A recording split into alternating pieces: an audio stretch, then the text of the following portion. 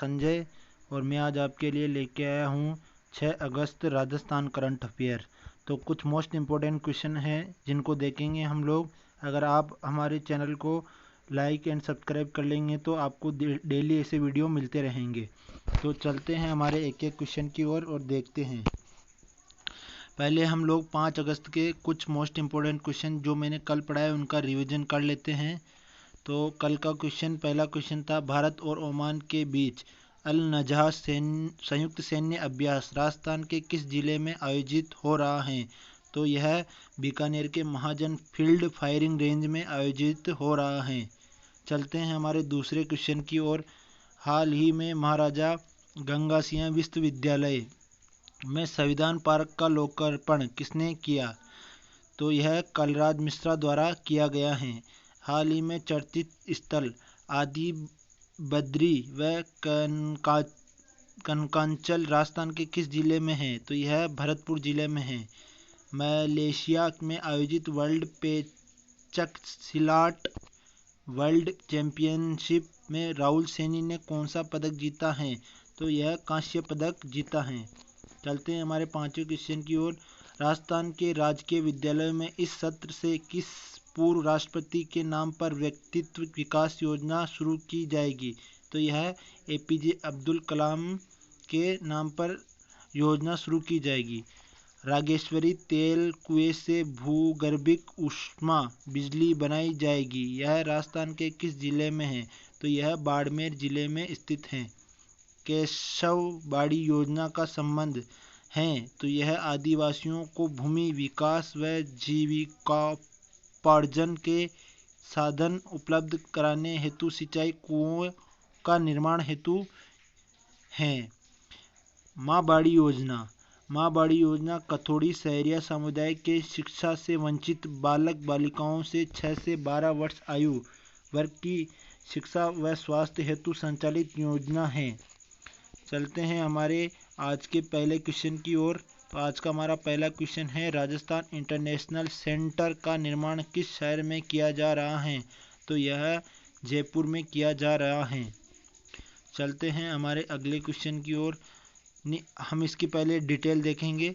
जयपुर में Rajasthan international centre के auditorium convention hall conference hall का निर्माण किया जा रहा है, जहां कॉन्फ्रेंस व सेमिनार के आयोजन की विश्व स्तरीय सुविधाएं उपलब्ध होगी। ऑडिटोरियम की दीवारें जैसलमेर की पट्टुओं की हवेली में बनी जाली पर आधारित होगी। कन्वेंशन हॉल व प्री कन्वेंशन एरिया में सिटी पैलेस के झरोखे व हवा महल की खिड़कियां दिखेगी। मिनी ऑडिटोरियम में मारवाड़ पैटर्न के अनुसार बनाया गया है। कॉन्फ्रेंस हॉल को जोधपुर के मारवाड़ स्टाइल में बनाया जा रहा है, जहां मंडोर उद्यान के पारंपरिक मेहराब व स्मारक की झलक दिखाई देगी। चलते हैं हमारे दूसरे क्वेश्चन की ओर। तो हमारा दूसरा क्वेश्चन है वृद्धावस्था व विधवा पेंशन देने में राजस्थान देश में कौन से नंबर पे हैं। तो यह 10वें नंबर पर हैं। देश में वर्तमान में 2.89 करोड़ लोग पेंशन उठा रहे हैं। राष्ट्रीय सामाजिक सहायता कार्यक्रम की इन पेंशन योजना में वृद्धा, दिव्यांगों और विधवा लाभार्थियों की पेंशन शामिल हैं। यह पेंशन लेने वाले की संख्या के हिसाब से उत्तर प्रदेश देश में पहले और राजस्थान 10वें नंबर पर हैं। राजस्थान में 11,35,202 लोग पेंशन ले रहे हैं, मतलब 11,35,202 लोग पेंशन ले रहे हैं। चलते हैं हमारे तीसरे क्वेश्चन की ओर। राष्ट्रीय हथकरघा दिवस पर राजस्थान राज्य हथकरघा विकास निगम द्वारा हथकरघा उत्पाद पर कितने प्रतिशत की छूट दी जा रही है। तो यह 25% की छूट दी जा रही है।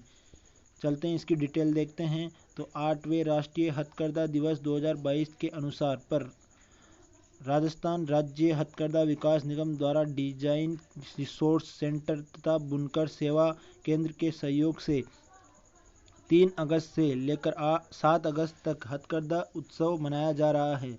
कार्यक्रम में निगम द्वारा आमजन के लिए बिक्री हेतु 25% की विशेष छूट के साथ राज्य के बुनकरों के उम्दा हथकरघा उत्पाद की प्रदर्शनी भी लगाई जा रही है। राष्ट्रीय हथकरघा दिवस 7 अगस्त। आज एक और दिवस होता है 7 अगस्त को। हथकरघा दिवस के अलावा भाला फेंक दिवस भी 7 अगस्त को ही होता है। चलते हैं और इसकी थोड़ी और बूस्टर डोज देख लेते हैं। बुनकर पुरस्कार योजना की शुरुआत 2005 में हुई। जयपुर के रामस्वरूप शर्मा का राजस्थान हस्तशिल्प रत्न अवार्ड 2022 के लिए चयन हुआ है। जैसलमेर के माधुराम को राजस्थान उद्योग रत्न पुरस्कार 2022 का श्रेष्ठ बुनकर रत्न पुरस्कार दिया जाएगा। चलते हैं हमारे चौथे क्वेश्चन की ओर। राजस्थान स्मार्ट सिटी योजना में कितने शहर शामिल किए जाएंगे? तो राजस्थान स्मार्ट सिटी में 6 जिले शामिल किए जाएंगे। तो राजस्थान में जोधपुर, भरतपुर, अलवर, भीलवाड़ा, चित्तौड़ शहरों के समग्र विकास की दृष्टि से आगामी 2 वर्षों में 1500 करोड़ के प्रावधान से राजस्थान स्मार्ट सिटी योजना प्रारंभ की जाएगी। भारत सरकार द्वारा प्रदेश के 4 शहरों कोटा, जयपुर, उदयपुर, अजमेर को स्मार्ट सिटी की मिशन में शामिल किया हुआ है।